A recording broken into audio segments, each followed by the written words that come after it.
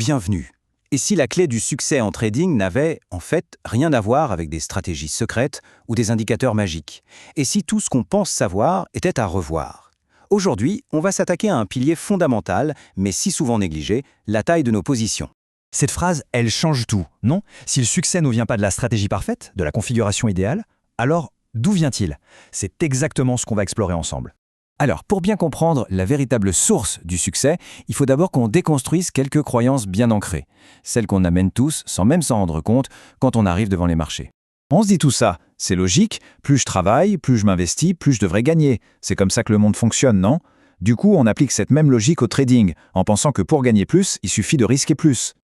Et c'est là qu'on se prend le mur. Parce que le marché, lui, il s'en fiche complètement de nos efforts ou de notre confiance. C'est juste un immense jeu de probabilités. Essayer de le forcer, c'est inutile. Le vrai succès, c'est d'apprendre à surfer ces vagues, calmement, encore et encore. Mais alors pourquoi c'est si difficile?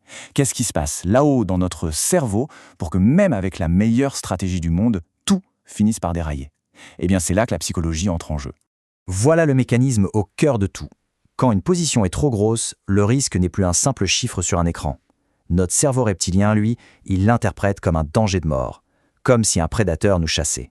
Et là, c'est simple, il débranche la pensée logique. Les effets sont immédiats, physiques et mentaux. Le regard se fiche sur l'écran, on se crispe sur chaque petit mouvement du prix. Chaque tic qui va contre nous est une attaque personnelle. Ce n'est plus du trading, c'est un combat pour la survie. Et voilà la petite voix qui commence à murmurer. Celle-là, je ne peux pas la perdre. Ça semble tellement rationnel sur le moment. Mais en réalité, c'est la peur qui est aux commandes, ce n'est plus la stratégie. Et tout ce chaos mental, il est déclenché par une seule et unique chose, la taille de la position. Ce mode survie, il nous pousse inévitablement à faire des erreurs, des comportements complètement destructeurs. On va voir les 4 plus courants, qui sont en fait tous des symptômes de la même maladie. Un risque beaucoup trop élevé. Hésiter au moment d'entrer, déplacer son stop pour laisser respirer le trade, couper ses gains beaucoup trop tôt, ou au contraire s'accrocher à une perte en espérant un miracle. On pourrait croire que ce sont des problèmes de discipline différents, n'est-ce pas? En réalité, ce sont les 4 visages de la même peur. Ils ont une seule et même cause. La position est trop grosse et notre cerveau rationnel n'a plus son mot à dire.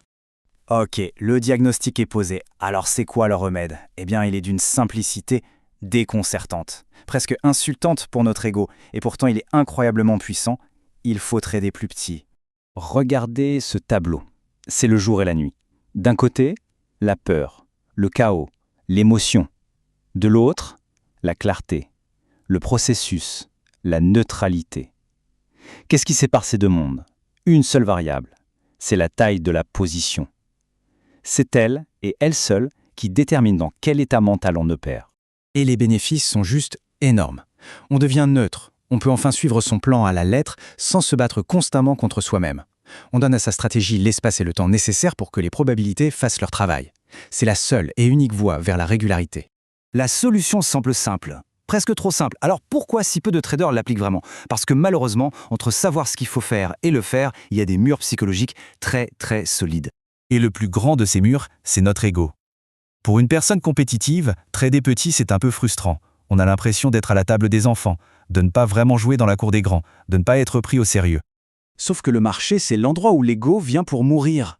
Il ne récompense pas la force brute. Il récompense l'humilité et l'exécution objective. Mettre son ego de côté, c'est ça, la véritable marque d'un professionnel.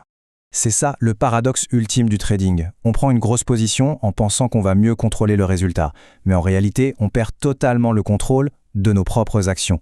La vérité, c'est que trader petit est le seul moyen de reprendre le contrôle, non pas sur le marché, mais sur la seule chose qui compte vraiment, soi-même.